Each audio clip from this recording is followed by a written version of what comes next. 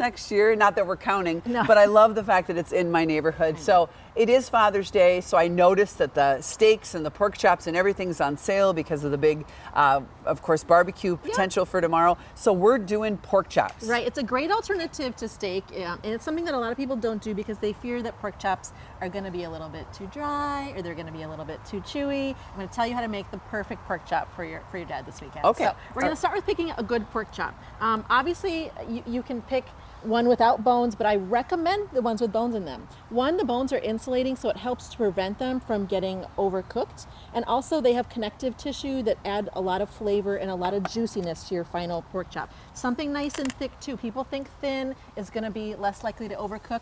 Thick is the way to go. Thick is the way to go. Thick is the way to go. So pick Okay. a nice thick chop. I also want to suggest doing a brine. And brines scare people because they think they take a really long time, but really you can do an effective brine on pork or chicken in just 20 or 30 minutes. Okay. So we're going to pop that into a brine. This is just water and salt. Water and I salt. put a little sugar in it, but that's all you need. 20 minutes will make a huge difference. Okay, if that's all 20 you minutes. have. That's all you have. If that's all you Water, have, salt, a little sugar. That's okay. right. And then the next thing that you want to do is make sure that once you've brined it, you dry it off all the way. Dry it And off then all the way. you That's just a key thing. Really make sure that you pat them thoroughly dry on both sides. And then I want you to season them well. So pork is pretty mild, doesn't have a ton of, it's a little bit of a sweet flavor, but it can handle a lot of seasoning. So at a minimum, a good amount of salt and pepper, maybe a little sugar, but the best way I think with pork is to use one of these rubs. Yeah, because let's just show those real They quick. already have salt, pepper, and usually some sugar in them, but they probably have garlic and onion. They might have some smoky sweet paprika, but you want to put a nice generous amount of coating on your Once pork it's chop. dry. We're going to take one off the grill over here. Okay. But on the grill, the important thing is to think about doing this in 2 stages.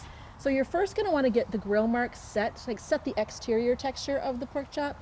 You can do this by just putting it over the direct heat. And then once you've got the grill marks on both sides and it's nice and evenly Those look heated, amazing. you want to move it to the side of the grill where you don't have the flame or the coal. So that Okay, it can to kind of finish it off, cooking it a little bit And more what is that gently. key temperature? You want to cook your pork chop to 145 finished temperature. That's your eating temperature. And so this one I took off at 140. It will rest for 5 minutes And it will continue to bring itself rise. up to And 145. then resting is a big part of this, just like a steak. Huge, just like a steak. It'll keep those juices in there. And then also, the last thing I'm going to suggest is to add that last layer of flavor, that juiciness and that moisture with a little bit of a glaze or some sort of sauce. And here's some options with that. Something sweet, something with a little heat is always nice. So think barbecue sauce. This is raspberry chipotle sauce. These are going to give that last little bit of beauty, of course, but really mostly it's going to give a nice sweet complement to the pork Alex, chop. grab that camera and pop right over here. There you go, and you'll grab that. Okay, so this is that last thing you do. And oh my gosh, how gorgeous. And so Chris, what do you think about that? I know you love barbecuing, so I'm sure you have a question or two that I did not ask. I've been doing a lot of thinking here just watching. First of all, the fact that rosemary and raspberries make that plate look so delicious.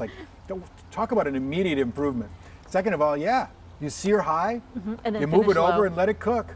The other thing is, Give I was going to it say, 5 minutes to rest is the most important thing. It that looks delicious. 145, a lot of people get confused about that because the I overcook guides pork. used to be 160. 160. 13 years ago, the USDA said 160 was the go-to temperature for pork, and then they changed it to 145, and so many people don't know Doesn't that have to be still. pale white. You 145. can eat And it. those Yeah. 15 degrees Oh. make a huge difference between Yes. juicy and overcooked. And that's such a key point. All right, we're going to talk more about it as we go to break. If you want this recipe and everything that Kowalski's brings to the table, just go ahead to our website, carolevin.com, or text recipes to 763-797-7215, or the barcode is on the screen, and the sprinkles have The just rains are begun, coming. so it is a perfect timing. We'll be right back.